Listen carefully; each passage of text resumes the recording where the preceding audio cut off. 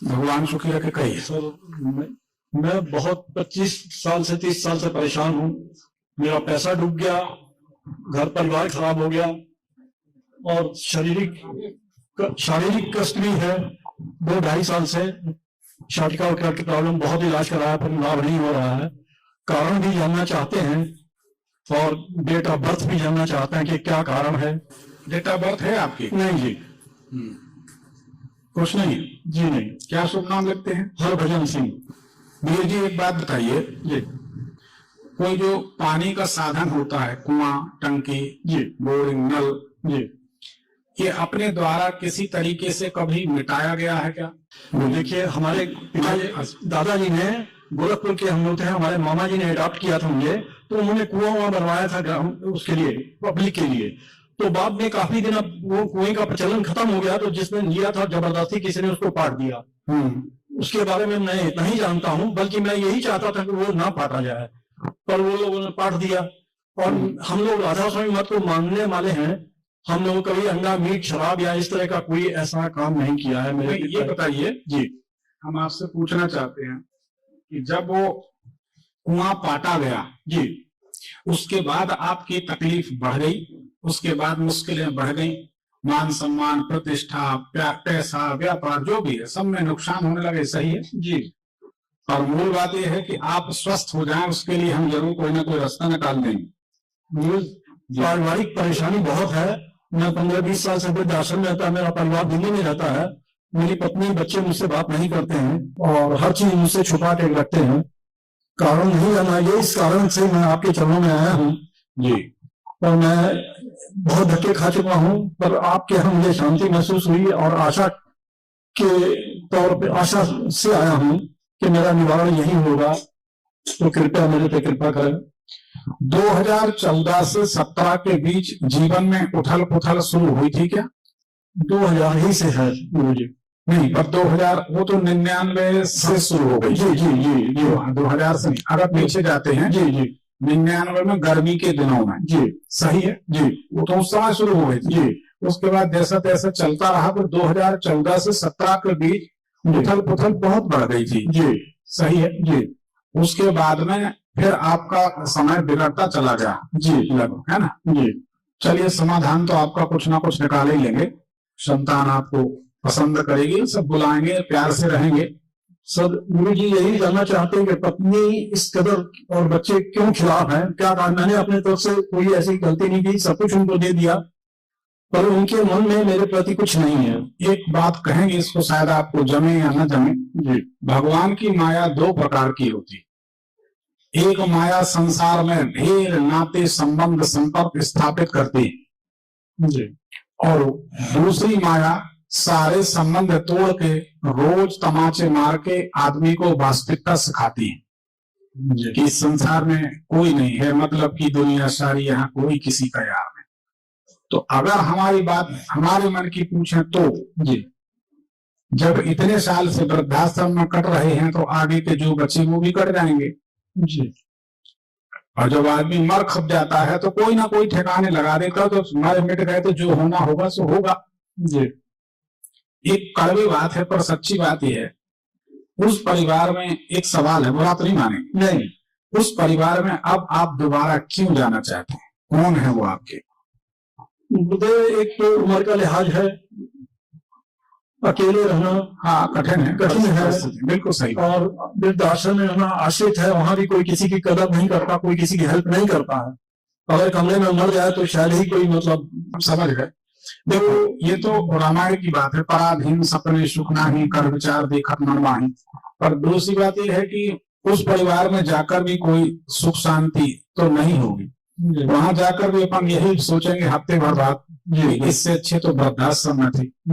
बार बार ये लगेगा कि इससे अच्छे तो वृद्धाश्रम। उसका कारण उदाहरण के लिए यहाँ इतने लोगों में हमारा कोई सगा नातेदार नहीं, हमारा अपना नहीं परिवार, भाई नहीं है, पत्नी नहीं है, बेटा नहीं है, बच्ची नहीं है, कोई भी कैसा भी व्यवहार करे तो हम पे ज्यादा फर्क नहीं पड़ेगा।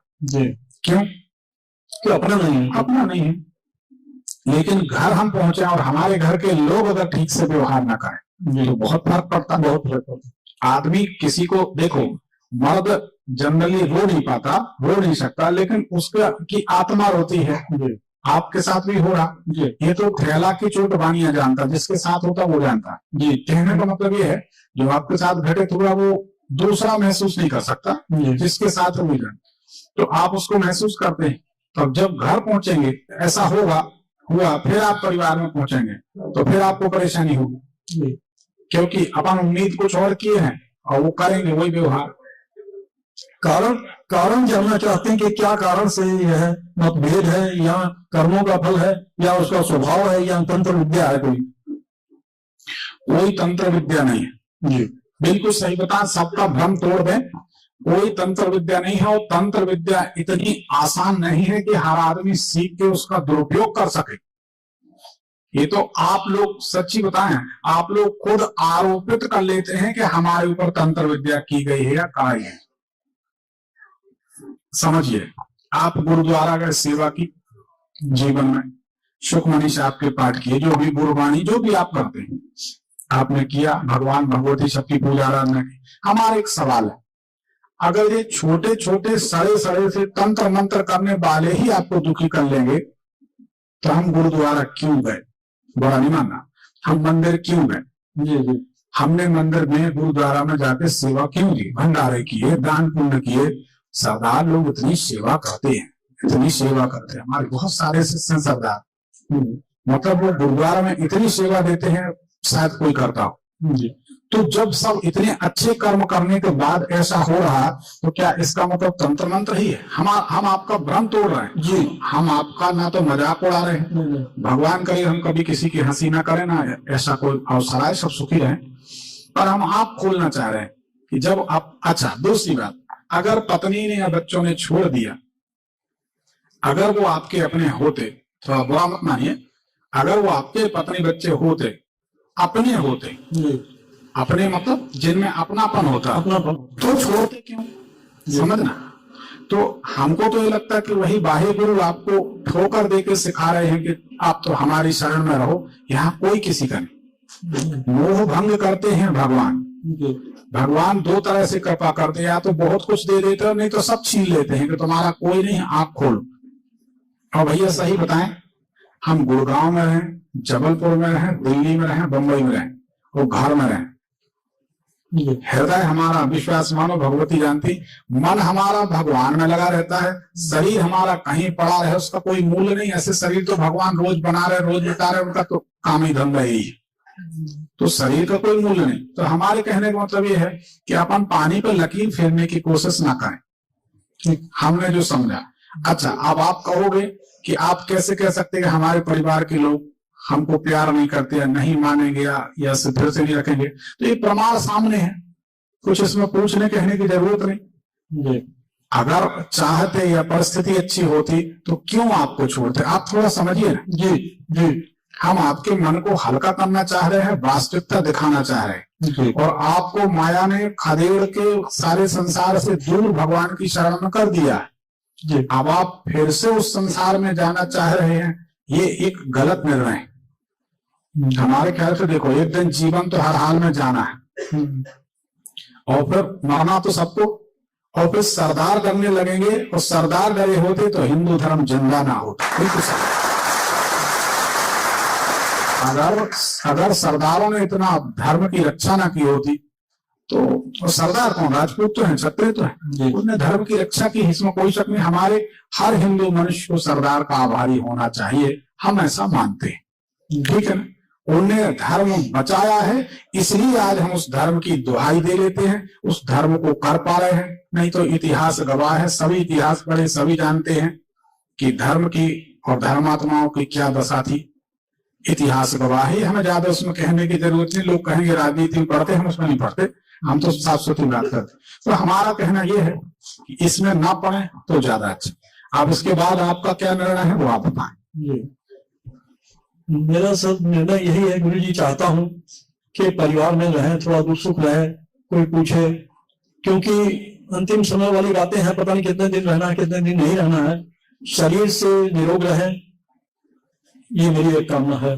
देखिए सरदार जी, घर में रहें, चाहे जंगल में रहें, चाहे आश्रम में रहें, शरीर में जो रोग लगने हैं उनको कोई बचाता नहीं। जब रोग फैलने होते हैं तो कोरोना आ गया, प्लेग आ गई, कुछ भी हो जाता है।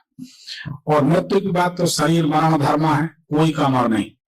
दूसरी बात, चरक संहिता का पहला श्लोक है शरीरम व्याधि मंदिरम, शरीर व्याधियों का मंदिर है। उसके बाद भी आपको लगता है कि आपका परिवार आपके साथ रहे, आप रहना चाहते हैं, तो कोई हर्ज नहीं, वो भी हो जाएगा भगवान की जैसी इच्छा। चाहते तो गुरु जी यही है। तो अभी शारीरिक जो परेशानी है या दूर हो जाए, और मेरा जितना पैसा सहारा में कंपनी में काम किया वहां पैसा डूब गया, 20-25 लाख रुपया। जहां किसी को यार दोस्त को दिया वो डूब गया, जहां नौकरी की वहां पैसा डूब गया। मतलब ये सहारे डूब गया तो कोई बात ही नहीं है। नहीं सर, जहां भी हाथ लगाया मेरा डूबता गया पैसा, और एक कारण नहीं समझ आता आखिर मतलब मेरे ही साथ क्यों इतना हो रहा है कि हर तरह से मैं विफल हो रहा हूँ, या भला करने पर बुरा होता मेरे साथ। पैसा किसी को उधार दे दिया दोस्त यार को तो मिलना नहीं है, किसी के बीमारी में मैंने खर्च कर दिया तो मिलना नहीं है, कंपनी में काम किया 20-25 लाख रुपया डूब गया, उसके बाद प्राइवेट नौकरी दूसरी जगह किया वहां भी 8-10 लाख रुपया डूब गया। आपने हमारे यहाँ का दिया यंत्र कभी धारण किया जी, उससे कुछ शरीर में हड्डियों में फर्क आया?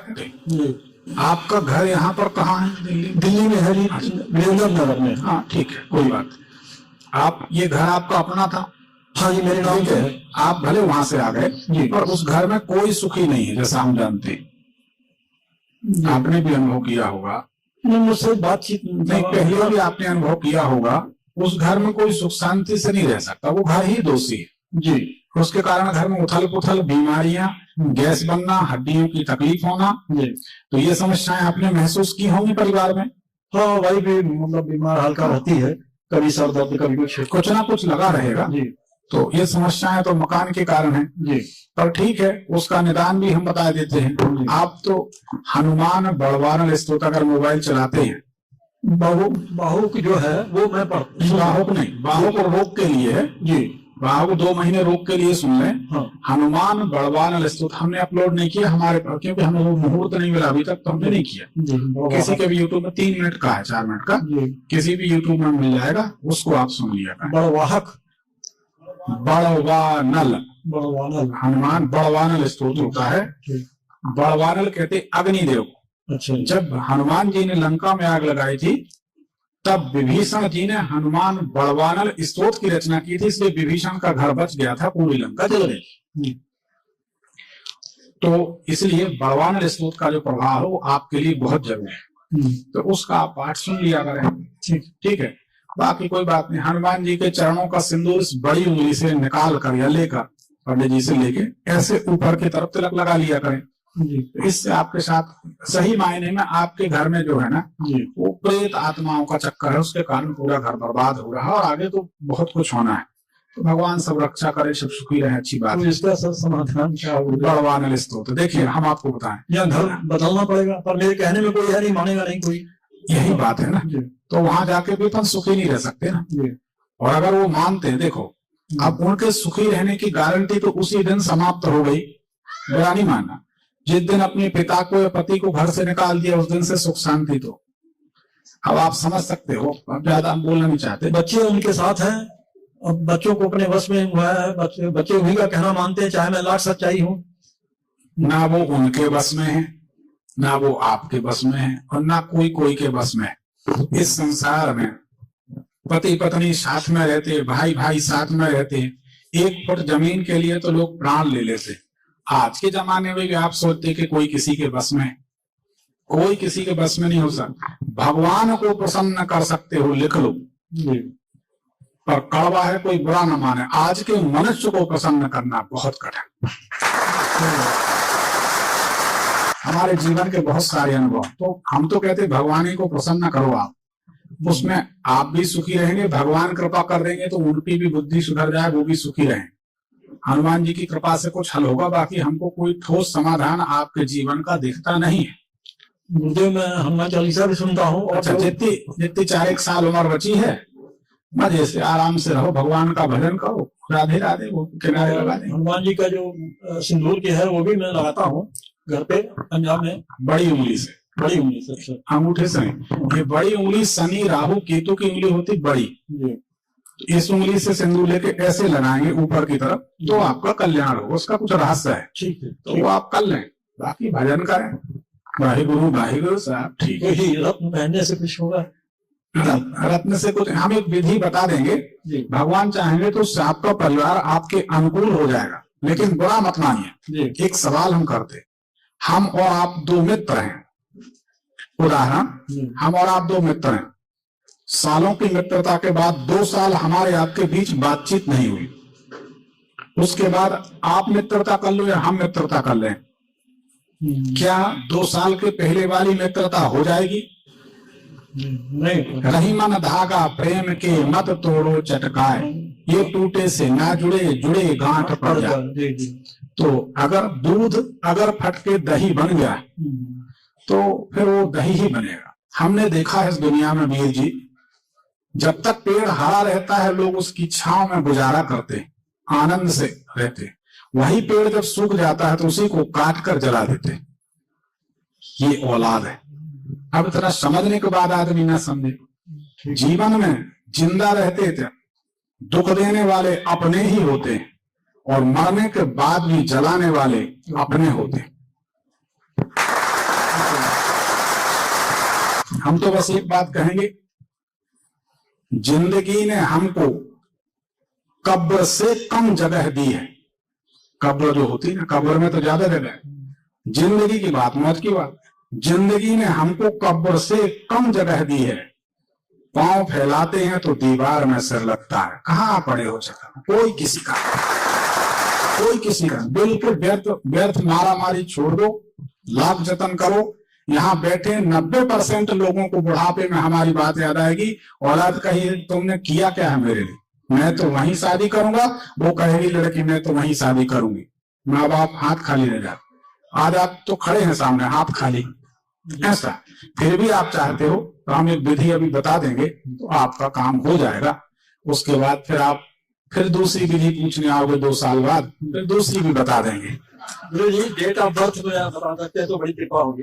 डेट ऑफ बर्थ नहीं पता चलेगा, क्या करना अब का पता कर। देखो कितने साल के हो गए, 74-75 साल के, 74-75 के करीब। 4 साल बचे हैं अपने पास। जी सच्ची बात। ठीक है। मजे से बढ़िया भजन करें,